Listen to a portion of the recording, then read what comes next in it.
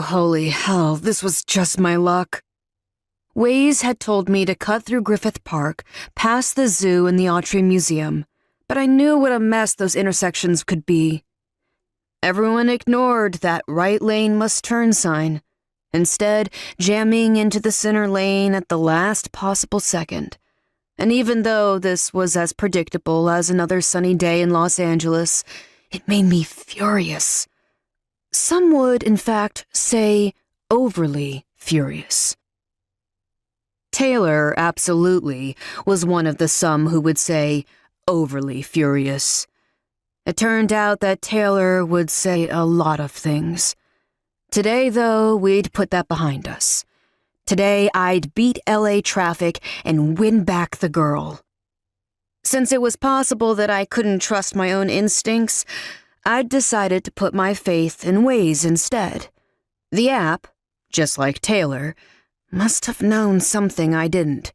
So I had turned away from my well-trodden path down the 5 freeway and sailed through that often terrible initial intersection like a breeze. But then I came around the bend and saw that my own instincts had been right after all, because this fake-out of a so-called shortcut wasn't just jammed. It was, for all intents and purposes, at a standstill. Taylor had asked to meet at 6, and my car's dashboard read 5:54. Instead of the red glow of taillights ahead of me for endless miles ahead, all I could see was Taylor's email flashing even redder and brighter in my mind.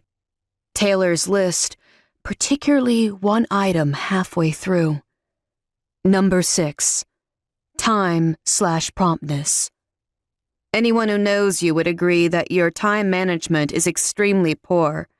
Barring some kind of condition that renders you literally unable to process time, this is yet another example in the array of ways you center only yourself and deem other people and their schedules unimportant. While there were many items on the 12-point list that felt off base, a few felt uncomfortably close to something real. Obviously, I had flaws. Didn't we all? If I was honest, Taylor had them too, though I didn't love looking for them. Things were so good when our flaws weren't the focus. Number 6, though, wasn't something I could argue. LA's relationship with lateness was as entrenched in its lore as its traffic, sunshine, and a penchant for yoga and crystals.